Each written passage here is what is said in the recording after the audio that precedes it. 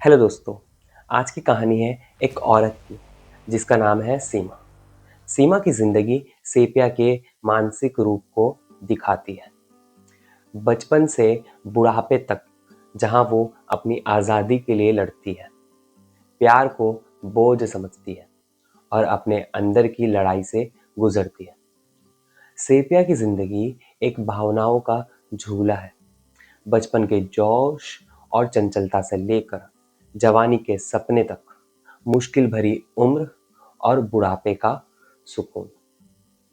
जैसे समुद्री जीव कटल फिश अपनी स्याही से छुप जाता है, वैसे ही सीमा अपनी भावनाओं से जंग लड़ती है। कभी नाचने में चैन पाती है, कभी उदास होकर अंधेरे में डूब जाती है। बचपन में सीमा एक अजीब सी लड़की थी, जोशीली और जिज्ञासा से भरी, लेकिन साथ ही जिद्दी भी थी। वो हमेशा नाराज रहती, हर चीज की शिकायत करती थी। माँ बाप, अध्यापक, दोस्त सब उसकी शिकायतों से तंग आ चुके थे। ना वो पढ़ाई में मन लगाती थी, ना खेल में, बस नक नक करती और हर बात पर लड़ती। स्कूल में दूसरों से अलग रहती, चुपचाप एक कोने में बैठी रहती। दोस्ती आसानी से नहीं करती थी, थकान महसूस करती थी। लेकिन जब खेलने जाती या किसी पार्टी में शामिल होती तो एकदम बदल जाती, खुश और जोश से भरी हुई। नाचना उसकी जिंदगी का सबसे महत्वपूर्ण हिस्सा था। जब वो नाचती तो उसका जोश दुगना हो जाता, लेकिन घर में माँ बाप का प्यार उसे बोझ लगता, जैसे ये उस पर दबाव डाल रहा हो। कभी कभी वो सोचती कि उसके माँ बाप उसे टॉर्चर कर रहे हैं या नज़रअंदाज कर रहे हैं, जैसे वो दुनिया में अकेली है। वो कहती, मैं बड़ी होकर पर्यावरण में कुछ चेंजेस लाऊंगी, मैं इस दुनिया को बचाऊंगी, मैं दुनिया बदल दूंगी। उसके सपने बड़े थे, लेकिन उसका जिद्दी और शरारती नेचर भी साथ साथ चलता था। जवानी में सीमा कॉलेज गई और अपनी आज़ादी की खोज में लग गई। वो तेज, काबिल और बड़े सपने देखने वाली थी। घर की जिम्मेदारियों से भागती, विदेश में पढ़ने के उसके सपने थे। लेकिन यहाँ से उसके अंदर का संघर्ष शुरू हुआ। वो महसूस करती कि उसमें सब गुण है, लेकिन शायद रंग थोड़ा सांवला है। रंग थोड़ा सांवला होने की वजह से उसे लगता कि लोग उस पर ध्यान नहीं देते हैं। यह उसका वहम था। वो परफेक्ट थी, लेकिन एक छोटी सी कमी उसे उदास करती। वो जिद्दी थी, नियम के खिलाफ थी, सवाल उठाती, लड़ती और अपनी आज़ादी के लिए नए रास्ते ढूंढती। मैं किसी के सहारे नहीं जीऊंगी, ऐसा हमेशा कहती। अपने सपने पूरे करूंगी, चाहे विरोध करे कोई भी, मैं अपने सपने पूरे करूंगी। लेकिन उसे शादी के नाम से बहुत डर लगता था, क्योंकि वो सोचती कि ये उसकी आज़ादी छीन लेगा। नाचना उसका शौक था, जुनून था। जब वो नाचती तो सारी थकान गायब हो जाती, जैसे वो सच में आज़ाद थी। उसकी भावनाएं, जोश, चिड़चिड़ापन, ये सब मिक्स था। कहीं गलतियां दिखाती, लेकिन अंदर से नरम थी। शादी के बाद सीमा एक थकी हुई घर वाली बन गई। घर, बच्चे, पति और ससुराल वालों की जिम्मेदारियों ने उसे थका दिया। वो डॉक्टर थी, लेकिन परिवार को पहला स्थान दिया। घर के काम में उलझी रहती, सबकी देखभाल करती और नाचने से अपनी एनर्जी निकालती, पूरा घर का काम करती। लेकिन धीरे धीरे काम का बोझ बढ़ता गया। ये उसके लिए हद से ज़्यादा था, जैसे अपने आप पर सारी जिम्मेदारियां डाल लेती। वो हमेशा थकी रहती, इतनी कि अपने बच्चों और पति से दूर हो गई।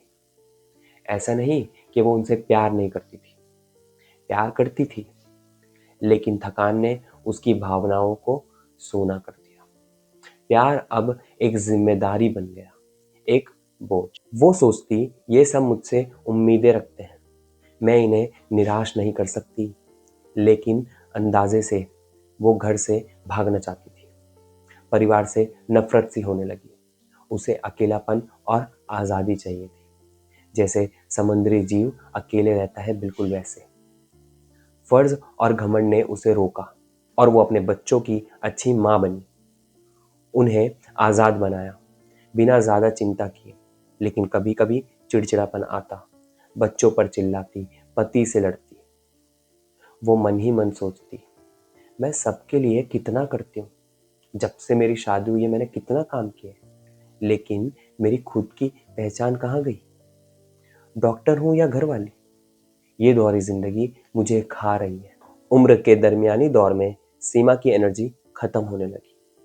वो बेरुख हो गई। जिन परिवार वालों के लिए वो नाचती थी, अब उन्हीं से उनके मुंह फेर लेती है, उनसे बात नहीं करती है। चिड़चिड़ापन बढ़ गया है।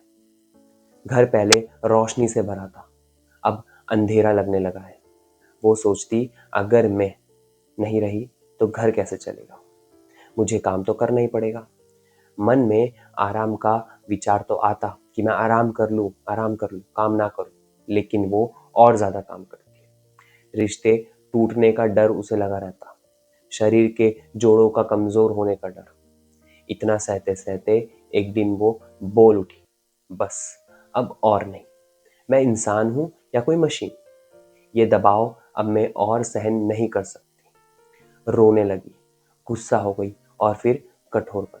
वो शिकायती बन गई, सबकी शिकायत करने लगी, हर चीज से नाराज, तंकीद करने लगी, गलतियां निकाला करती सबकी।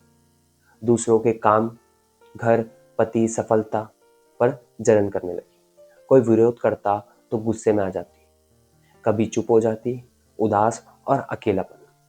दूसरों से कटी कटी रहती, कभी गुस्सा निकलता, जुबानी हमली करती, फिर चुप हो जाती, कभी गुस्सा फिर से आ जाता। शहीद बनने की कोशिश करती। रिश्तों में लोग उससे दूर होने लगे क्योंकि वो नकारात्मकता फैलाती थी। वो महसूस करती थी जैसे कब्रिस्तान में अकेली है। मैं अकेली हूँ, बेबस हूँ, मेरी कोई ताकत नहीं, मेरा कुछ नहीं हो सकता। वो अपने आप को टूटा हुआ समझने लगी। लेकिन करियर अपनाने का फैसला उसकी जिंदगी में बदलाव लाया। अब वो खुश थी, अपने पति के प्रति वफादार थी, बहुत ज्यादा रिश्तों में नहीं पड़ती थी।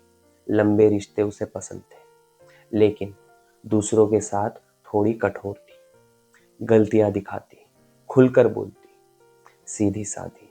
लोगों को उसकी सफाई देने पे परेशानी होती कि क्यों सफाई देते रहते हो, लेकिन वो बुरा नहीं चाहती थी। अपनी भावनाओं को आसानी से नहीं दिखाती थी, लेकिन जब बात करती तो रो पड़ती और भावनाओं के निकलने से बेहतर महसूस करती। बुढ़ापे की तरफ बढ़ते हुए सीमा की जिंदगी में बदलाव आया जब उसे सही समय पर इलाज मिला। उसने अपनी ताकत वापस पा ली, लेकिन मन का सुकून मिल गया। पुरानी परेशानियों पर नहीं रुकती थी, भविष्य की चिंता नहीं करती थी, आलसी सी हो गई थी, शांत हो गई थी, शांत होकर जिंदगी जीने लगी थी। शौक में वक्त बिताती, परिवार से अब दूरी भी थी, लेकिन अब वो अपने अकेलेपन में खुश थी, भावनाओं से भाग चुकी थी। ये थी सीमा की कहानी। बचपन की मस्ती से शुरू, जवानी की जंग तक, आज़ादी की खोज, उम्र के दरमियानी दौर की नाराजगी और अंदरूनी लड़ाई, बुढ़ापे का सुकून। उसकी जिंदगी कभी खुशी भरी, कभी थकान वाली, लेकिन आखिर में संतुलन और शांति मिल गई। होम्योपैथी सेपिया औरतों को ताकत देती है, उन्हें उनकी अंदरूनी शक्ति याद दिलाती है। वीडियो को लाइक कीजिए और चैनल को सब्सक्राइब कीजिए और कमेंट में बताइए, क्या आपकी ज़िंदगी में आपका कभी सेपिया से सामना हुआ है? शुक्रिया, मिलते हैं किसी और वीडियो के साथ।